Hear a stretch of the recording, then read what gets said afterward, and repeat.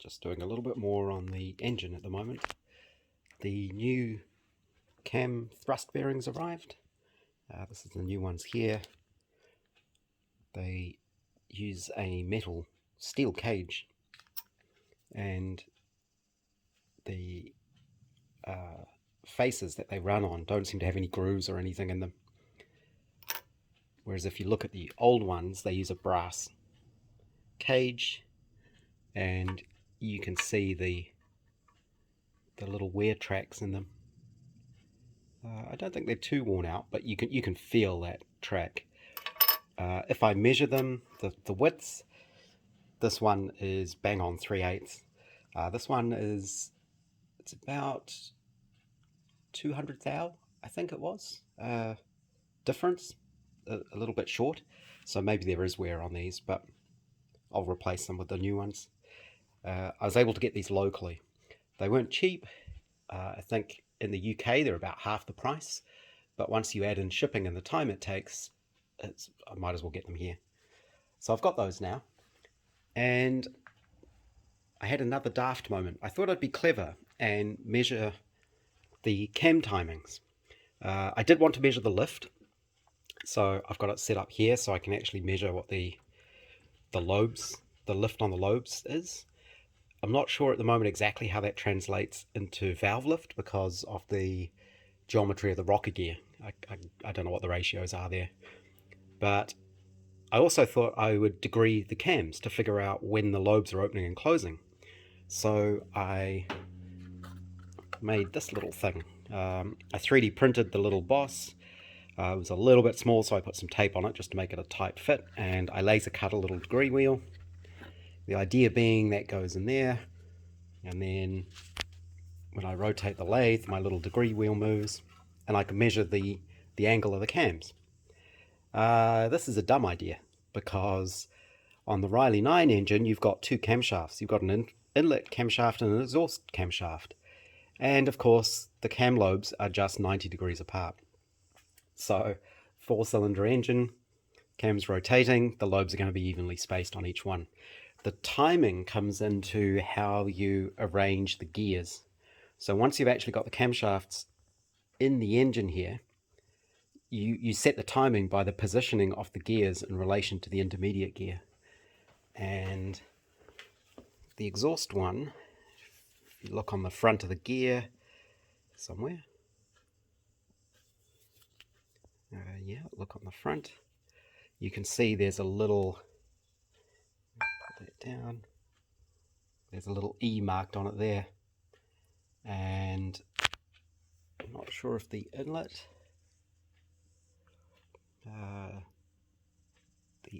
seems to have a W, I guess, or is it an M? M or a W? I think it's a W. Marked on it as well. So theoretically what you're supposed to do is line those marks up on the intermediate gear, but this intermediate gear doesn't actually have any markings on it that I can see. So it just means when I assemble the engine, I'm going to have to just set it up myself, basically, which shouldn't be too bad. It goes on there. I also found the front cover, which was just sitting over here the whole time. This is the little cap that goes in the front cover here. Just bolts on there. The hole there is obviously clearance for the shaft. The shaft isn't moving. And then I think what I'm going to need to do is put some sort of washer or shim in here, because that will set how far this can move in and out. I believe when this is all running, there's no appreciable end thrusts on it. It should sort of be floating in the middle, more or less. But the way it is at the moment, if I assemble it at the moment, there is actually quite a bit of gap there. I'll have to set it up and measure it to figure out exactly how much. But that's something I'll have to look at when the time comes. So the engine's looking good. I'm going to reassemble the camshafts with the new bearings in here so I can measure what the end float on this is like. I believe one of my cam bushes, the exhaust one, this one here, is a little worn out on the end there, and I may need to either build that up or put a shim in there. Interestingly, the shims I got for the camshaft are actually the exact right diameter to fit on here, so I might be able to just shim behind the thrust washer there. And I believe you need a tiny little amount of preload on it because you don't want this to spin, really. You want the bearings to spin. So I'll have a play with that and see how that looks. I'm also measuring up, still playing with the torque tube, just figuring out exactly how much I need to shorten it. It looks like it's about 10 inches. I just need to put this housing into the clamps because I want to see where it sits on the car. I've kind of measured it all up with string lines and tape measures and things like that, so I know I'm pretty close, and I don't think it is ultra critical anyway because of the amount of play you've got on the spring and the shackles. So I can set it up. The front pin can just go wherever it needs to go within here. It's looking at about the right place there. You can sort of see if you move the shackles, change the angle of them, they get a little sticky. It doesn't take much angle on the shackle to move the positioning of the axle in and out. So if I'm even half an inch out on the positioning of this, it's not actually going to make much difference here. Similar for when the suspension travel is moving. The difference between how curved it is now and how much longer it is when it's flat isn't actually that much, so it doesn't make that much difference to how far the shackles move. And obviously there's a ton of movement on these shackles. They could move a long way, but they don't need to. So I think I'm going to do that final measurement, then I just have to be brave, take all this off, start figuring out if I can even separate this tube from this casting. It's riveted in, so apparently you grind down the heads of these, punch them in, and then I believe it's going to take probably a lot of heat to heat this up enough that you can then knock this out. Failing that, I will know exactly how much I need to shorten this.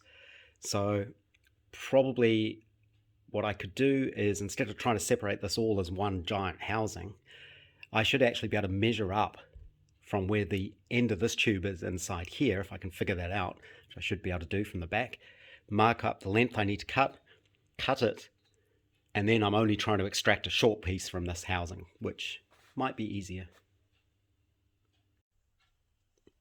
I fitted the new bearings, and that extra 200 thou, or whatever the difference between the size of the bearings was, has been enough to get rid of the end float on the exhaust cam. And there's a tiny amount,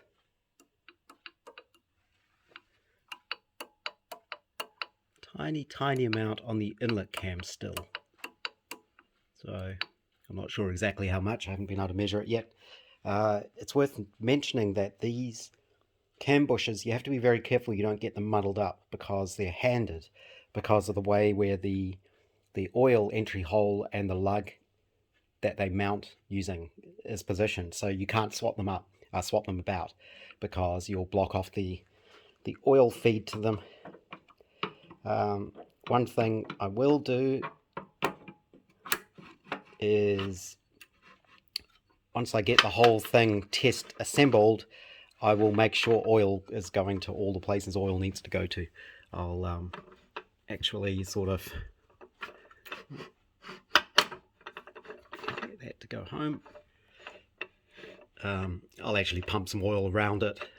Just check everywhere is getting oil to it. I should mention, I also, in the front face of the crank thrust bearing there, I actually filed a vertical slot that goes all the way across, and that's also to allow oil to escape from the front of there. Apparently without that there, what can happen is when the clutch is engaged, if this thrust face is flat on that bearing, there's nowhere for the oil to go and it can overheat. So you just provide a little bit of clearance there to let oil actually seep through there. I'm not sure why this isn't going into place at the moment. There's big bushes at the back, which you can't see with the crank in the way. Way down in there, big long bushes again that the rear of the camshaft is floating in. The whole engine needs a good clean out because there's swarf in it, because I didn't have it covered up when I was machining something, obviously, which is a bit silly. But hopefully that goes on there, and that shows how the gear train works. Before I take this brake mechanism and torque tube apart, one small job I just did was I machined up I don't know what you would call it, collar, sleeve, cover, I guess, just for the threaded foot brake adjuster, similar to this one. I measured this up, figured out what the angle was. It's about 1 degree taper, and just machined that up out of a piece of, I thought it was brass, but I think it's actually bronze bushing type material, so that may have been a bit of a waste, but that just covers that up nicely. It's a fairly loose fit on there because it has to slide over, so I've just got an O-ring either end, just to give it a little bit of compression and to stop it rattling around. But that looks a lot better than just a straight shaft sticking up there. Well, this is an interesting thing. I've got the torque tube off, and I was having a look at mounting the axle across the springs, and it turns out this is probably something I should have looked at doing a bit sooner, because it won't fit. It turns out my springs are still slightly too wide apart, by about 1/4 of an inch. And I think the discrepancy comes in with these brackets and the way these fit into the axle and where the mounting flanges are. So I'm off fractionally, which means, yes, once again, taking these pins out, shortening the tube, probably 1/8 of an inch each side, and then trying again. That's not actually too bad. Now I know how to do it, and I've actually got more Loctite now, so I'll be able to heat it up. I probably won't mess around this time. I'll just use the oxyacetylene to get some real heat into it. Pop the pins out, shorten the tubes, get it to the correct length, and get the axle, the rear axle on there. But the other thing I've noticed is it's not going to work with this aluminium axle the way it is. Because this one was cast in aluminium, they made everything thicker. So these mounting flanges are a lot thicker. And the problem is there's not much clearance between the edge of these brackets, especially the top piece, and this flange. And I believe the bolts on these go all the way through, at least on the steel one. So there has to be enough room for the head of the bolts or the nuts on the back of this. So I'm not sure if the idea with this one would have been to tap the holes, but if that's the case, they're drilled too large. So obviously the axle needs to rotate a bit, and there's no way you can fit the nuts between this and this. On the steel axle, because the flange is a lot thinner, there's room to do that. It just fits. And in fact, there may be special bolts that go in there. I'm not sure. I need to look in the parts book to see what's in there. So for now, what I've done is I've cleaned up the steel axle that's sitting outside, because I know that one will work. So I'm going to set it all up with that. I can come back to this later.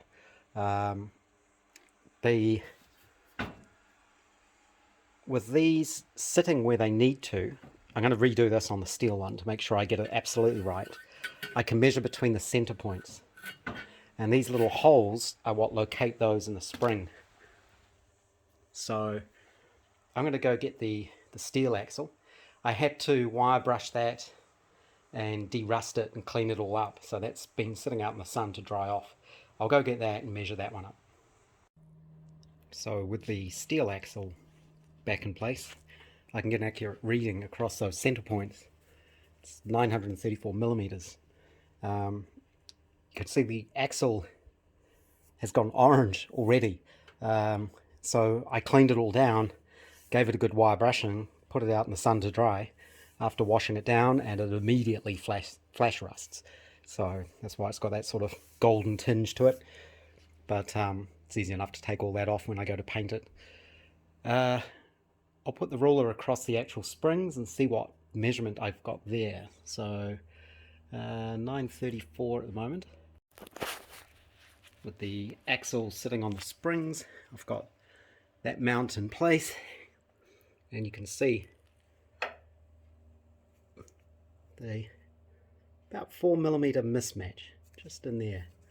These brackets do move a little bit, but not too much.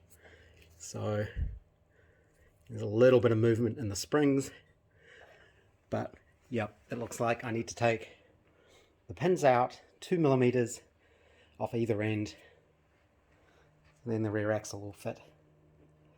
I'm not looking forward to doing that again.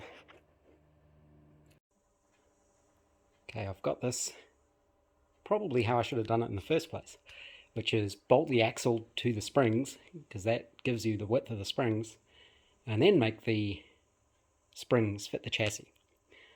So I took 2mm off either end, which after ages heating things up and hammering things only took probably less than a minute to chop down the ends and then file them flat.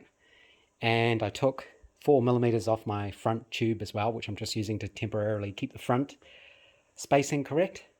But with the axle bolted on with the trunnion blocks in place, the springs are held way more rigidly. And I can check that there is clearance now at either end for the shackles. So next is put the shackle pins back in. I've cleaned everything up. I cleaned the pins down while they were still hot. Got all the old Loctite off, wire brushed up the inside of the tube again, and luckily I have a brand new bottle of the 638 Loctite. So this is their extra high strength one with really good gap filling. So I think it's up to 0.2 of a millimeter gap it'll fill. It's very, very strong stuff. So I'll put some of this on, put the pins back in, and we'll see how it looks. So finally, I think it's all correct now. I've bolted everything together. The axle does rotate in the trunnions. It's a bit stiff, but I expect that's how it's supposed to be. It's just trying to turn it by hand at the moment. The springs will move around. So I think once both ends of the springs are fixed, that'll rotate nicely. I don't know what they would have done with these in the factory. I think these were just packed full of grease and left that way. But I think I'll need to put a grease nipple or something on there somewhere. I'm not sure where people put them, if they just put them in the top or in the side here somewhere. It's kind of hollow inside there, so you actually end up with a lot of grease. And when I first cleaned these pieces up, there was like an inch thick of old grease packed inside there. So maybe that's enough. You just pack them and they're sealed for life, more or less. I'm sure with modern greases they'll last plenty long. And with the axle bolted on, you can see what I mean about the clearance between the back of this flange and these the trunnion bolts. So there's only just enough room there for a nut or a bolt head. And with this aluminium one being much thicker, it practically touches those. So there's no room. So I'm not sure exactly how that was supposed to work. Don't think these aren't threaded. And if they're supposed to be threaded, they're drilled oversized at the moment. So I'll come back to that at some point. but I've measured it up from my initial marks. That was with the aluminium torque tube in place, not the steel one. So hopefully they're dimensionally close enough that they're the same, which I think they are. I could measure where the axle was sitting on the torque tube to where it sits now and measure the distance. And I got 10 inches. And that matches the measurements when I measured from, with the axle casing on the back of the torque tube, measuring from the front axle to the middle of the rear axle. Before I was getting 106 inches, and now I get 96, which is the 8-foot length that it's supposed to be. One of the websites online that lists the specs of the Brooklyns actually lists the wheelbase as between 7.5 to 8. So I don't know if that means there was a little bit of variation from the factory, which is possible if it was a hand-built car. I don't know how they would have done it if when they were building it, they just got the torque tube parts off the production line before they were assembled and whacked a bit off and then riveted in. I don't know how that would work. But you can also see now how, oops, just been hit by a door. It doesn't take much movement on the shackle to move the axle. You can see.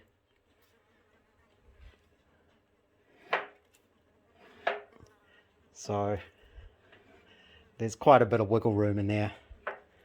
Of course, the important thing will be getting it square, but the fact that it's a torque tube will take care of that. By the time this is bolted onto the flange on the back of the torque tube, and that goes all the way back to the front of the rear of the gearbox, it'll all pull into the position it needs to be, I think. And at the moment I have it sitting high on these blocks because just to lift the axle off the chassis, but this looks pretty much in the right sort of place. There's a plate that goes on there with the pin, and that should all fit on there quite nicely. I think at the moment things are a little bit uneven because it's all just sitting there. The front isn't held, so yeah, you can see it. I have to get that even spacing there. But as I say, once the torque tube is bolted onto here, that'll put that in the correct alignment, I hope. And I've been measuring up the torque tube, so I'm pretty confident now this needs to be 10 inches shorter. You can measure with a ruler. You can get into the end here and you can butt up against the end of the tube. You can see it in there. So I was able to measure that, and then I knew I could measure on the outside how far the end of the tube is, and then from there measure across and get the 10 inches. So, which is wrong. It's 10 inches from there. So I need to remark that. But it's been a long day bashing around and it's hot, and it takes a lot of effort to get those pins in and out. Well, getting them out. Getting them in is easy enough, you just need a big hammer. But obviously I'm going to check all this again before I measure it. But yes, if that's the end of the tube, I need to be 10 inches shorter. So here. My plan is to cut the tube here. I'll make sure I cut it square. Basically you wrap a piece of thick card around it and use that to get a nice square edge, and I'll just go really carefully with the angle grinder. I'll probably come back at just a fraction just so I can shorten it down to get it perfectly squared up. Obviously there's no way this will fit in my little lathe. And then this should be a lot easier to handle once all this is gone, and I should be able to heat this up, take out the rivets, hopefully heat this up enough to expand it, and then using a big drift and a big hammer again, whack that bit out. We'll see, but that's a different job for a different day, I think. I'm going to rub this mark off before I forget.